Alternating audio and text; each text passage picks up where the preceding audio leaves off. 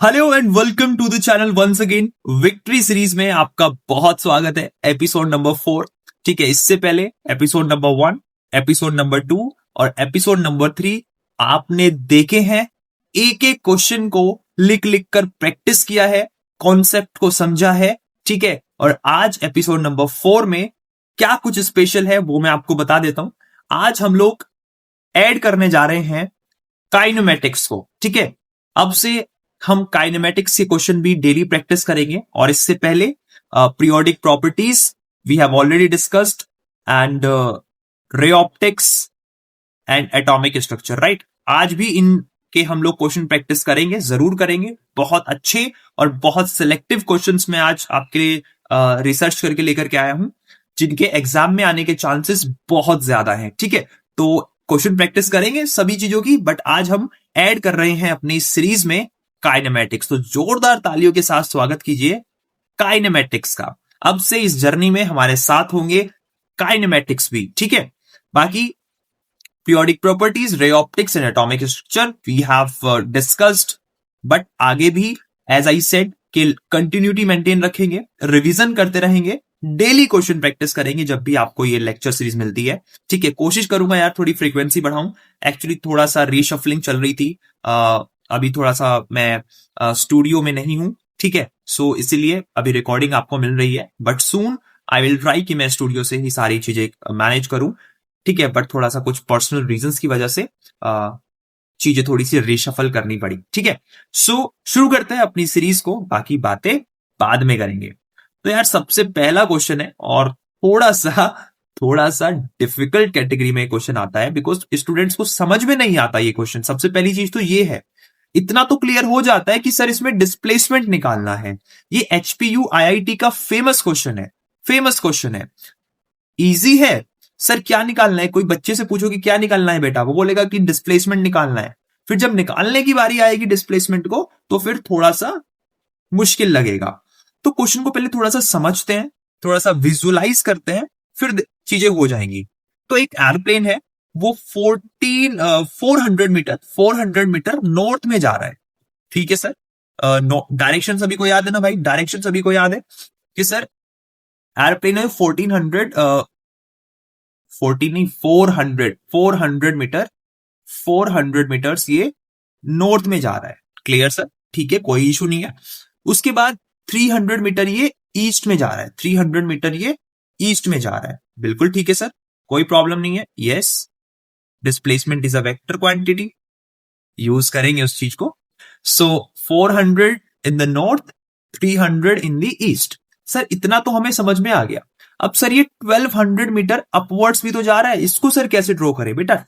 Upwards means पहले वो गया ऐसे, फिर ऐसे और फिर ऐसे। ठीक है, पहले गया एक्स एक्सिस में, कैसे भी इसको इमेजिन कर लो, पहले गया वाई एक्सिस में, फिर गया एक्स एक्सिस में और फिर गया जेड एक्सिस में। तो इसको 3D की तरह इमेजिन करना है। कैसे 3D की तरह इमेजिन करना है, पहले सर वाई एक्सिस में गया, फिर एक्स एक्सिस में और फिर जेड एक्सिस में, मतलब 3D इसको इमेजिन करना है आपको।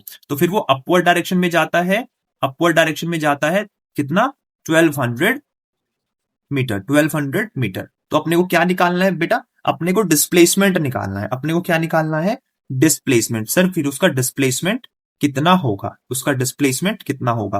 तो ये जो व्हाइट से मैंने ड्रॉ किया है, that is the displacement of the airplane. But sir इसको सॉल्व कैसे करेंगे, तो यार इसको सॉल्व करने का सबसे इजी तरीका है 3D पाइथागोरन थ्योरम करके एक होती है, जिसमें कुछ नहीं करना होता, सिर्फ जितने भी हमारे पास में ये एक्स वाई और जेड एक्सिस हैं, इन सबका स्क्वायर करके उसमें प्लस कर देना होता है। तो 400 का स्क्वायर, ठीक है, प्लस 300 का स्क्वायर। इजी है यार, बहुत इजी कैलकुलेशन है, बहुत ज्यादा इजी कैलकुलेशन है। और 1200 का स्क्वायर, 1200 का स्क्वायर, इसको 3D इमेजिन करना होता है, दैट्स इट। अब सर इसको सॉल्व कैसे करेंगे बेटा, अब आगे तो पूरा मैथ्स है, पूरा तो अब आगे मैथ्स है, पूरा अब आगे मैथ्स है, प्योर मैथ्स। इसलिए ये एचपीयू आईआईटी का फेमस क्वेश्चन है, फेमस क्वेश्चन है। ठीक है, सो ये हो जाएगा 16, उसके आगे हो जाएंगी 4 जीरोस क्योंकि स्क्वायर कर रहे हैं। प्लस 3 का स्क्वायर 9 और आगे हो जाएंगे 4 जीरोस 2 3 4।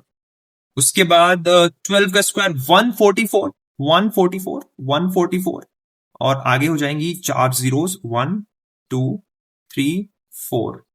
ठीक है, ये जीरो है बेटा, जीरो है ये। ठीक है, कुछ महान इंसान इसको कुछ और ही वो समझ लेंगे, 6 पता नहीं क्या क्या, तो ये जीरो है। ठीक है, ये जीरो है। तो भाई इतना हो गया। अब इसको सॉल्व कर लेना यार। इन सबको प्लस करोगे, इन सबको प्लस करोगे, इन सबको प्लस करोगे, इन सबको प्लस करोगे और 16900 कुछ ऐसा करके आएगा। 16900 करके कुछ ऐसा आएगा। ठीक है, इसको आगे सॉल्व करना, इसको आगे सॉल्व करना और इसका जो करेक्ट आंसर होगा that is option number 2। I guess option number 2 इसका करेक्ट आंसर होगा। ठीक है, इसका करेक्ट आंसर ऑप्शन नंबर 2 होगा। ठीक है, इसका ऑप्शन नंबर 2 करेक्ट होगा। प्लस करना है, याद रखना, प्लस करना है, प्लस करना है। तो ये मुझे लगता है कि कुछ 169 उसके आगे 4 जीरो ऐसा कुछ आएगा and 169 is the square root of 13। तो 13 का होता है वो, तो 13 आगे 2 जीरोस हो जाएंगी, तो 13 मुझे लगता है इसका आंसर ऑप्शन नंबर बी होगा। बाकी कुछ गलती है तो बता देना, otherwise it is the correct answer. Final exam में अपने पास इतना टाइम नहीं होता। ठीक है, क्वेश्चन आ रहा है सॉल्व करो, नहीं आ रहा है तो स्किप करो। अगर टाइम बाद में बचता है तो फिर उस क्वेश्चन पे टाइम अपना इन्वेस्ट करो। ठीक है, एक ही क्वेश्चन को लेके नहीं बैठे रहना होता। ठीक है, पेपर में बहुत इजी सवाल भी आते हैं और बहुत मुश्किल सवाल भी आते हैं, तो अपने को चीजें बैलेंस करनी होती हैं एग्जाम में। ठीक है, डरना नहीं होता सबसे पहली चीज। तो कुछ स्टूडेंट्स ना बहुत डिफिकल्ट क्वेश्चन को देख करके ना डर जाते हैं, डरना नहीं होता। ठीक है, ओके, वेरी गुड। चलो आगे चलते हैं। Well said, very very good wishes to you. चलो फिर आगे चलते हैं। ओके, ये तो यार बहुत इजी क्वेश्चन है। ये वाईएसपी वाले क्वेश्चंस हैं। ये वाईएसपी यूजीटी में अक्सर पूछे जाते हैं, बट एचपीयू आईआईटी का बेस यहां से अच्छा हो जाएगा। सो प्लीज इनको सॉल्व करो। तो सबसे पहला क्वेश्चन आपकी स्क्रीन पर है, the very first question on your computer screen, that a car moves with a uniform speed, speed is given, time is given, आपको निकालना है डिस्टेंस। तो डिस्टेंस इज बेटा, डिस्टेंस क्या होता है? Speed into time, speed into time. Speed is how much? Speed is 45 and time is how much? Time is 2 hours. और speed भी किलोमीटर पर आवर में है और टाइम भी आवर्स में गिवन है, तो इसका करेक्ट आंसर हो जाएगा option number B, option number B. Clear सभी को? बहुत सही जा रहे हो, बहुत सही जा रहे हो। नेक्स्ट क्वेश्चन जल्दी से सॉल्व करो without taking so much time. Question number 2, a particles move in a straight line with a constant speed, speed is constant, speed is constant and that is 15 metre per second, right? 15 metre per second. So the distance covered by the distance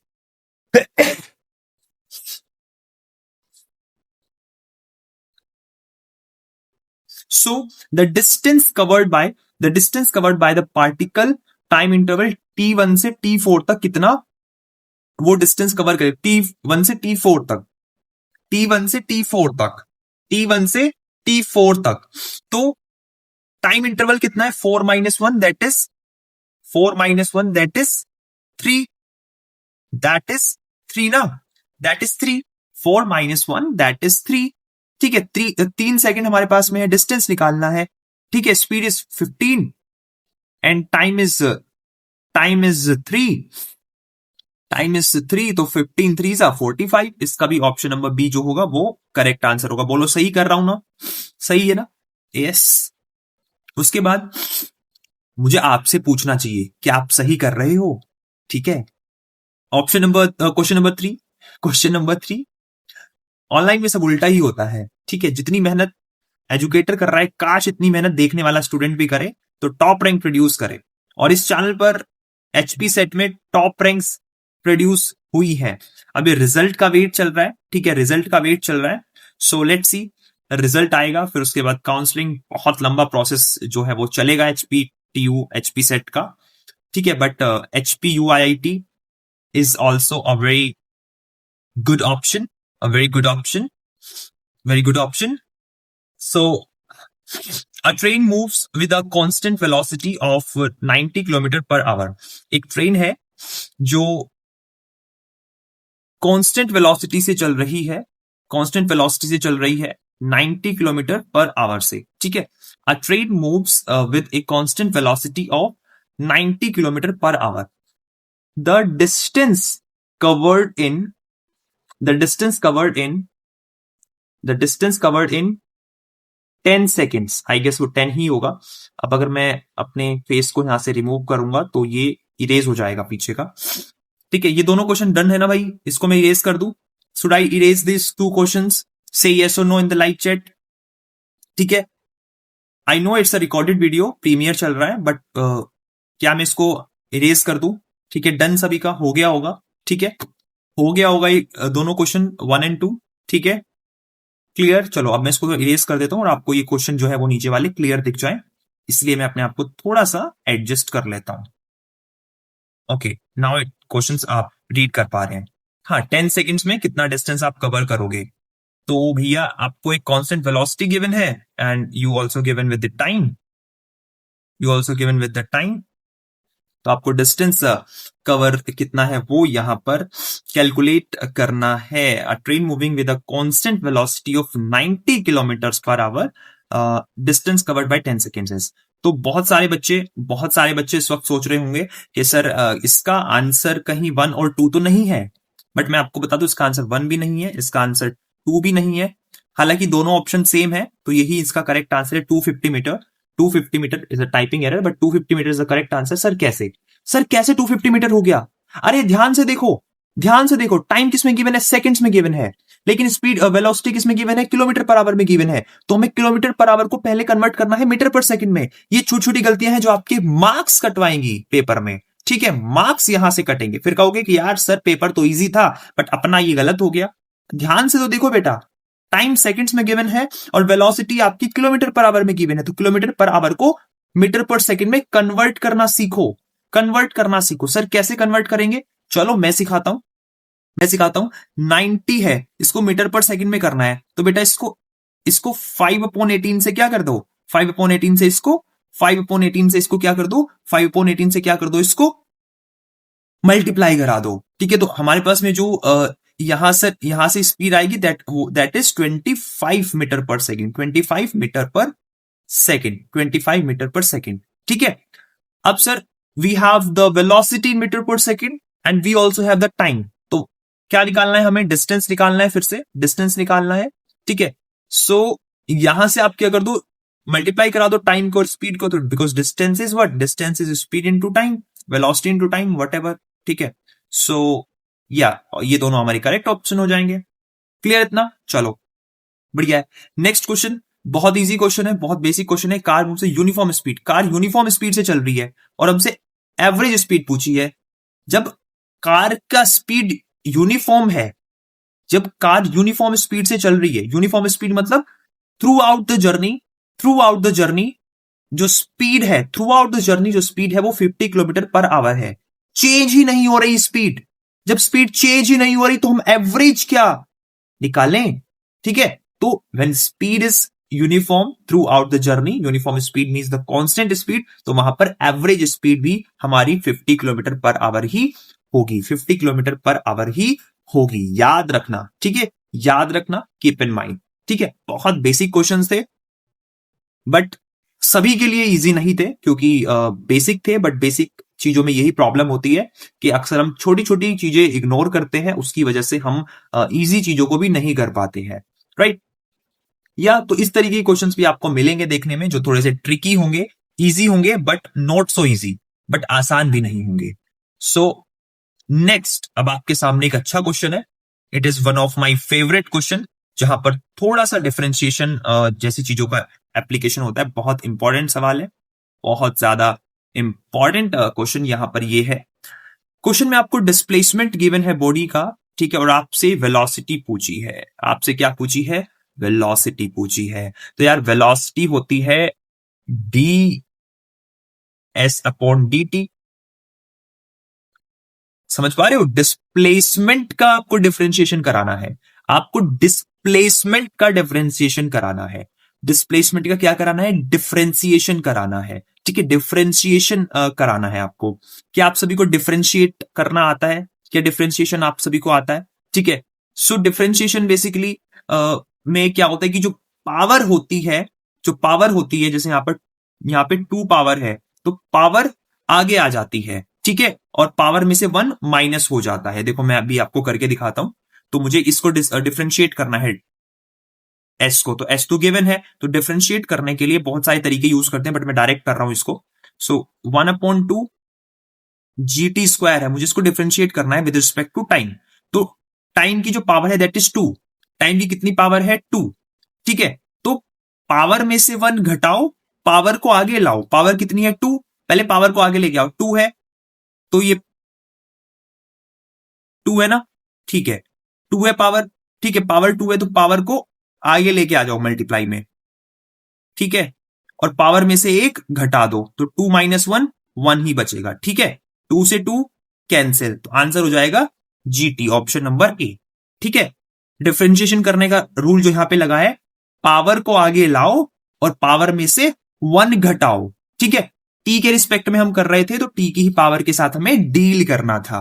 clear, इतना differentiation का basic rule यहां पर लगेगा, ठीक है। आप सभी maths के भी स्टूडेंट यहां पर होंगे, तो वो बहुत अच्छे से इस चीज को रिलेट कर पा रहे होंगे, और वो सोच रहे होंगे कि यार ये सर भैया कितना इजी तरीके से एक्सप्लेन कर रहे हैं, कितना इजी तरीके से एक्सप्लेन कर रहे हैं। मैं चाहता तो यहाँ पे थोड़ा सा मैथमेटिकल एक्सप्रेशन, थोड़ा सा इसको ड्रावना बना करके भी प्रेजेंट कर सकता था, बट यार आपको जितना इजी तरीके से मैं एक्सप्लेन कर पाऊं, ठीक है, उतना ज्यादा बेटर है, ठीक है। एट द एंड तो हमारा क्वेश्चन सही होना चाहिए, हम लोग यहाँ पे PhD करने नहीं बैठे, हमारा बस क्वेश्चन सही होना चाहिए, ठीक है। सो इस तरीके से हम डिफरेंशिएशन करके इस क्वेश्चन को सॉल्व करेंगे। याद रखना, velocity is the ds/dt, when we differentiate the displacement with respect to time, we will get our velocity. और एक चीज और याद ही रखना बेटा, एक VT ग्राफ बनता है, मैं एक्स्ट्रा आपको सिखा रहा हूं, एक वेलोसिटी टाइम ग्राफ होता है बेटा, वेलोसिटी टाइम ग्राफ होता है, एक वेलोसिटी टाइम ग्राफ होता है। उससे ना अक्सर 2 चीजें पेपर में पूछी जाती हैं, एक तो वेलोसिटी टाइम ग्राफ का स्लोप, वेलोसिटी टाइम ग्राफ का स्लोप, वेलोसिटी टाइम ग्राफ का जो स्लोप होता है बेटा वो एक्सीलरेशन, ये बेटा ये एक्स्ट्रा सिखा रहा हूं मैं, ये एक्स्ट्रा सिखा रहा हूं, इसका क्वेश्चन से कोई रिलेशन नहीं है, ये मैं आपको एक्स्ट्रा चीजें सिखा रहा हूं कि जो VT ग्राफ होता है, वेलोसिटी टाइम ग्राफ होता है, वेलोसिटी टाइम ग्राफ का जो स्लोप होता है वो हमें एक्सीलरेशन देता है। क्या देता है बेटा? एक्सीलरेशन देता है। क्या देता है? एक्सीलरेशन। ये याद रखना, छोटा सा सवाल है पर पूछ लिया जाता है पेपर में। एक्सीलरेशन देता है वेलोसिटी टाइम ग्राफ का स्लोप, और वेलोसिटी टाइम ग्राफ का एरिया जो है, एरिया अंडर द ग्राफ जो है, एरिया, वेलोसिटी टाइम ग्राफ का एरिया, वो हमें डिस्प्लेसमेंट देता है। वो हमें क्या देता है बेटा? डिस्प्लेसमेंट। और displacement sometimes can be equal to the distance, so we can write both displacement and distance. तो पेपर में आएगा तो कर देना, डिस्टेंस या फिर डिस्प्लेसमेंट। एरिया में VT ग्राफ का एरिया, ये चीज हमें देता है, VT ग्राफ का स्लोप एंड VT ग्राफ का एरिया, ठीक है। ये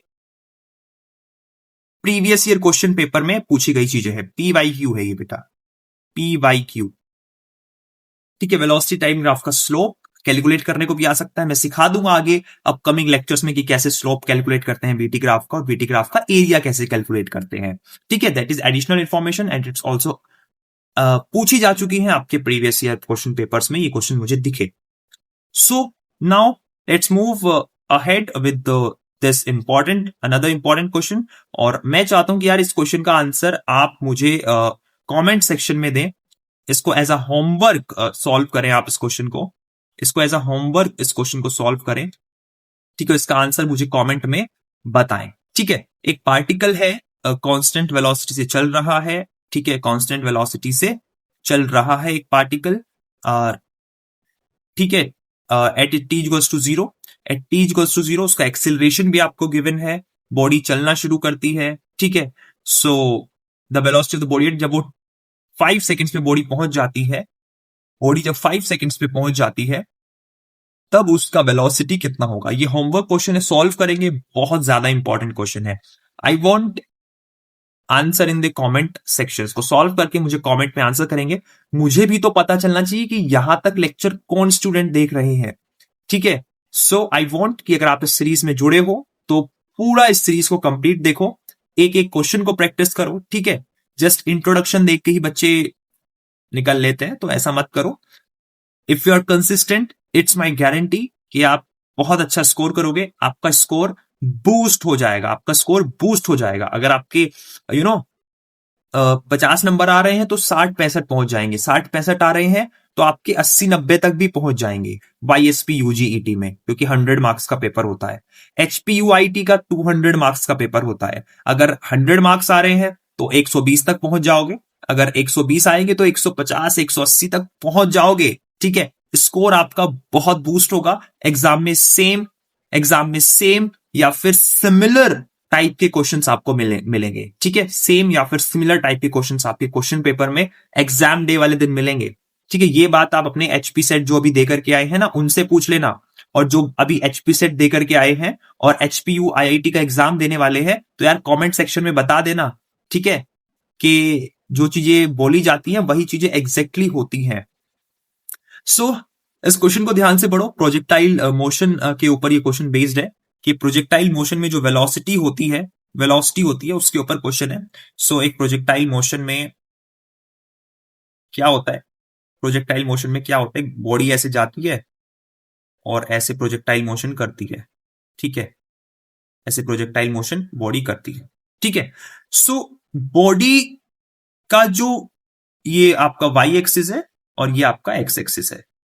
बॉडी की जो वेलोसिटी होती है वो उसको हम जब ब्रेक करते हैं तो वाई ऊपर अप डायरेक्शन में साइन थीटा और इस डायरेक्शन में किसी एंगल पे हम बॉडी को थ्रो करते हैं, किसी एंगल पे हम बॉडी को थ्रो करते हैं। ठीक है, सो किसी वेलोसिटी u के साथ में, इनिशियल वेलोसिटी u के साथ में हम इसको थ्रो करते हैं। सो बॉडी जब धीरे धीरे ऊपर जाती है, मैक्सिमम हाइट पे पहुंचती है बॉडी, तो बॉडी की क्या है, जो वाई डायरेक्शन में जो वेलोसिटी है वो कम होने लगती है। ठीक है, एक्स डायरेक्शन में उसकी वेलोसिटी रहती है बट वाई डायरेक्शन में उसकी वेलोसिटी कम होने लगती है। और टॉप मोस्ट पॉइंट पर बॉडी के पास में जो वेलोसिटी होती है that is only you in the x direction, you x cos theta. ये उसके पास में वेलोसिटी होती है at the top most point of the projectile. ठीक है, प्रोजेक्टाइल के टॉप मोस्ट पॉइंट पर बॉडी के पास में सिर्फ एक्स डायरेक्शन में वेलोसिटी होती है, वाई डायरेक्शन की वेलोसिटी उसकी खत्म हो चुकी होती है जैसे जैसे वो प्रोजेक्टाइल करती है टॉप मोस्ट पॉइंट पे पहुंचती है। तो जो टॉप मोस्ट पॉइंट होता है बेटा, ये जो टॉप मोस्ट पॉइंट होता है ये एक ऐसा इंस्टेंट होता है जहां पर एक्सीलरेशन और वेलोसिटी जो है वो परपेंडिकुलर हो जाते हैं। एक्स डायरेक्शन में वेलोसिटी इधर को होगी और एक्सीलरेशन यहां को होगा, तो ये आपस में एक्सीलरेशन और ये जो वेलोसिटी वो परपेंडिकुलर होती है सिर्फ एक इंस्टेंट पर ही, ओनली एट वन इंस्टेंट। ऐसा सिर्फ तभी होगा जब उसका जो सारा का सारा वेलोसिटी होगा वो एक्स डायरेक्शन में होगा। ठीक है, और एक्सीलरेशन डाउनवर्ड डायरेक्शन में लग रही होगी, तब जाकर के वहां पर परपेंडिकुलर होता है सिर्फ एक इंस्टेंट में। बाकी सभी जगह पर during the projectile Y direction में भी कुछ ना कुछ वेलोसिटी होती है, एक्स डायरेक्शन में भी कुछ ना कुछ वेलोसिटी होती है। तो वहां पर परपेंडिकुलर इसका इतना वो नहीं होता क्योंकि रिजल्टेंट देखा जाता है वेलोसिटी का। ठीक है, so that is the correct answer, option number 3। I hope थोड़ा तो समझ में आया होगा यार, थोड़ा तो समझ में आया होगा। ठीक है, दैट्स मोर देन इनफ। ठीक है, प्रोजेक्टाइल मोशन के आपको होमवर्क में सारे फॉर्मूले रीड करने हैं। रेंज का फॉर्मूला, हाइट का फॉर्मूला, टाइम का फॉर्मूला, तीनों फॉर्मूले, range, height and time. Paper में कभी कभी डायरेक्ट फॉर्मूला पूछ लिया जाता है रेंज का, हाइट का और टाइम का फॉर अ प्रोजेक्टाइल मोशन। इतना हाई फाई पेपर भी नहीं आएगा।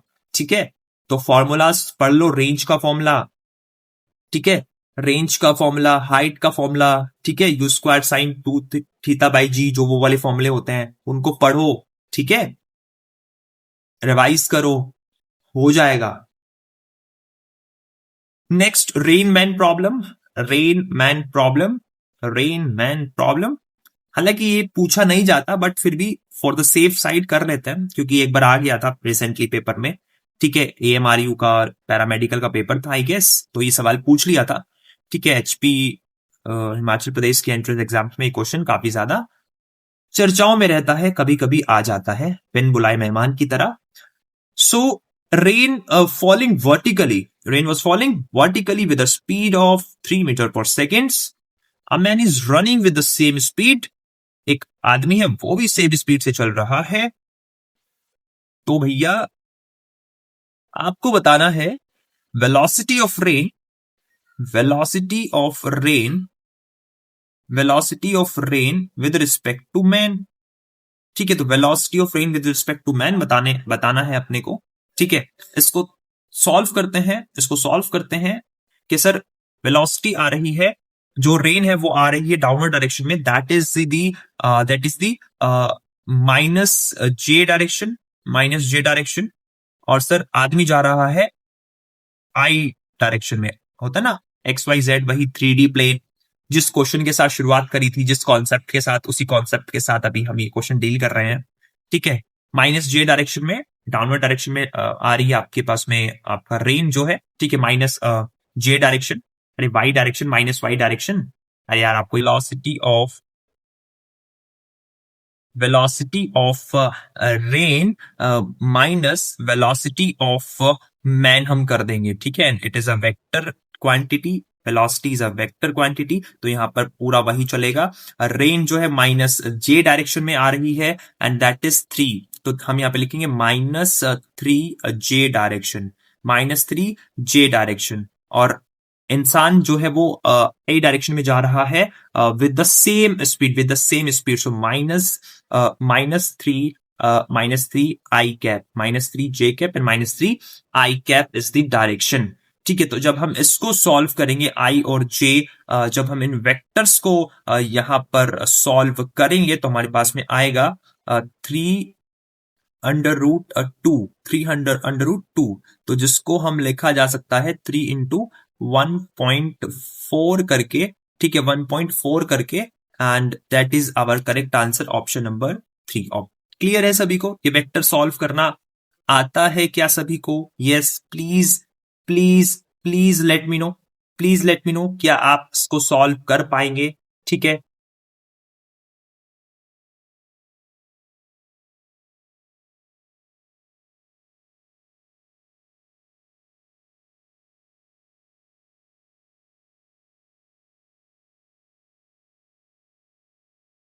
ठीक है, वही यहाँ पर वही इसको करना है according to the Pythagoras theorem, जो है वही वाली थ्योरम भी आप यहाँ पे अप्लाई कर सकते हो। बहुत इजी है यार, बहुत इजी है। 3² प्लस 3² वही करना था। ठीक है, वही करना था। माइनस में था, वो माइनस ऑटोमेटिकली स्क्वायर करेंगे तो कैंसिल हो ही जाएगा। ठीक है, तो 9 और 9 आना था, 9+9।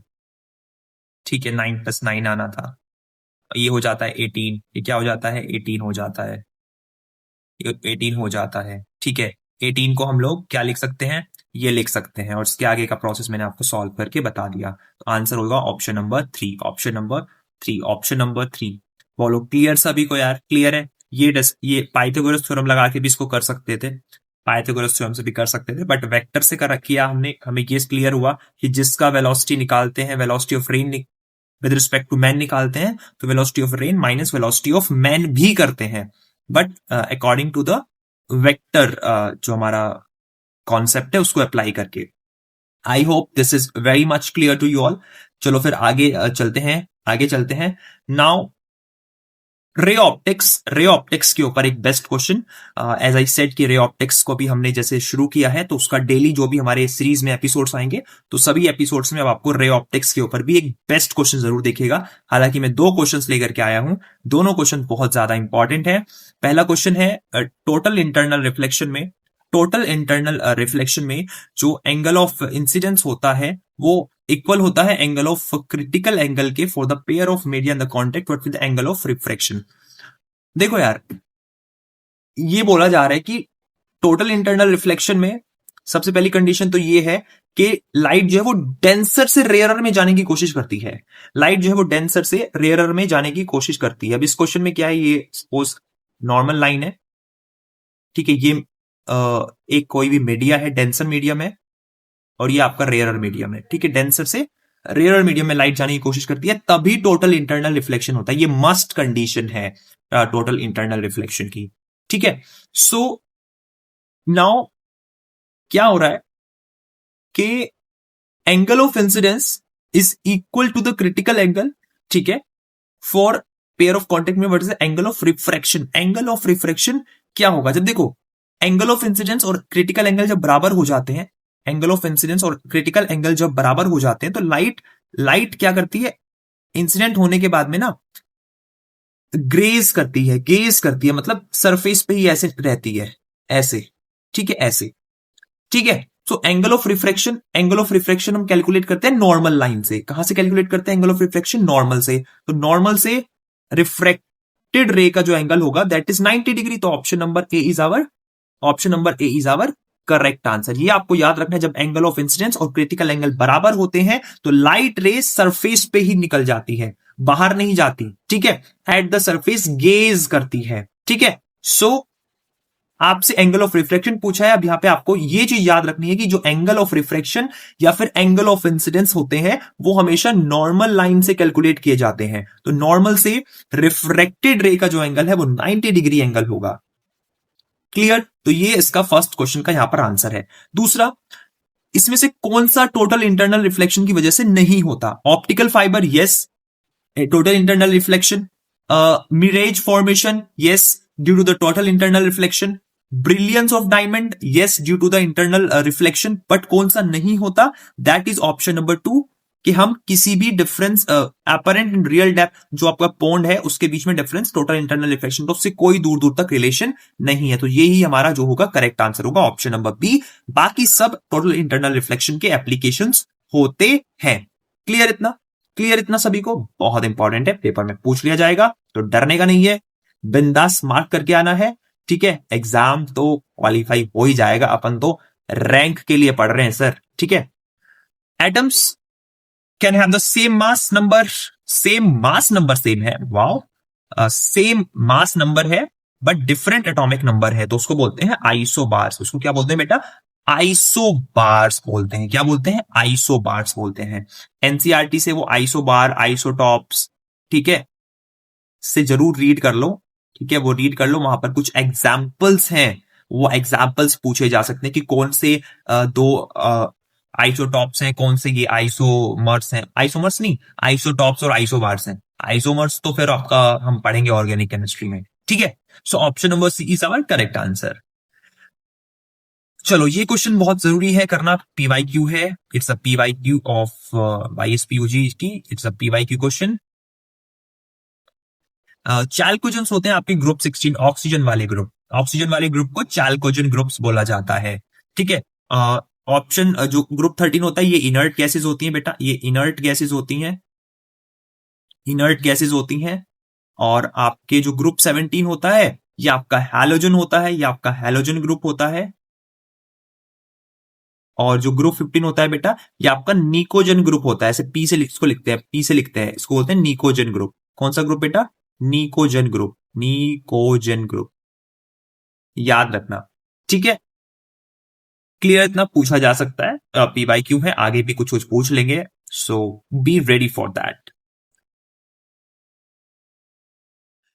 Thank you so much for watching students. Now अगर आप एक हमारा व्हाट्सएप स्टडी ग्रुप है, अगर आप उसको ज्वाइन करना चाहते हो तो यार आप मुझे इस कॉन्टेक्ट नंबर पर बता सकते हो, मैं आपको उस ग्रुप में ऐड करा दूंगा। उसका एक छोटा सा नॉमिनल फीस है, दैट इज 49 रुपीज, जिसको रखा गया है ताकि एक फिल्टर सेट हो, ओनली जो स्टूडेंट्स हैं, सीरियस कैंडिडेट्स हैं, सीरियस एस्पिरेंट्स हैं, वही उस ग्रुप में रहें, ठीक है। उस ग्रुप में सिर्फ पढ़ाई की बातें हो, उस ग्रुप में कोई भी रिलेवेंट चीजें ना हो, ठीक है। और मैं डेली वहां पर कुछ प्रैक्टिस पेपर्स, कुछ important sample papers, quizzes, doubt solving, ये सब उस ग्रुप में चलता रहता है। सो फीस इसलिए रखा है ताकि सिर्फ जो जेन्युइन कैंडिडेट्स हैं, आप भी अच्छे से जानते हो, ठीक है, मैं क्या कहने की कोशिश कर रहा हूँ, जेन्युइन कैंडिडेट्स हैं वही उस ग्रुप का पार्ट बन सके। तो यार आप मुझे कॉन्टेक्ट कर सकते हो, I will add you into that group, don't worry. So मिलते हैं आपसे लेक्चर नंबर 5 में, तब तक के लिए प्लीज अपना बहुत ख्याल रखो, चैनल को सब्सक्राइब रखो, और मिल करके इस पेपर को हम लोग क्रैक करेंगे, ठीक है। और फिर से एक बार फिर से इस चैनल से टॉप रैंक्स प्रोड्यूस करेंगे। Thank you so much for watching, have a good day and keep subscribe to channel as well. Take care, अपना ख्याल रखो, अपनी हेल्थ का बहुत ज्यादा ख्याल रखो, और अच्छे से पढ़ाई करो, स्लीप साइकिल को ब्रेक मत करो, पूरी रात रात जाग करके भी मत पढ़ो, ठीक है। एक प्रॉपर बैलेंस डाइट लो और चीजें अच्छी हो जाएंगी। Thank you so much once again for joining me right now. See you in the next episode with a very new chapter. अगला चैप्टर जो हम एड ऑन करेंगे इस सीरीज में, that will be chemical bonding. That will be chemical bonding. Thank you so much for watching. Bye. Take care.